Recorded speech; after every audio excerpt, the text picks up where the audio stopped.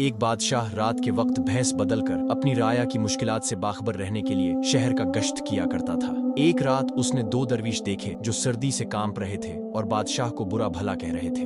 ایک درویش دوسرے سے کہہ رہا تھا کہ یہ بادشاہ خود محل میں عیش کر رہا ہے اور ہم بے گھر غریب اس جہان کے دکھ جھیل رہے ہیں۔ اگر اگلے جہان میں بھی یہ بادشاہ جنت میں آنا چاہے تو میں اندر سے جنت کا دروازہ بند کر لوں گا۔ دوسرا درویش بولا، میں بھی یہی کروں گا۔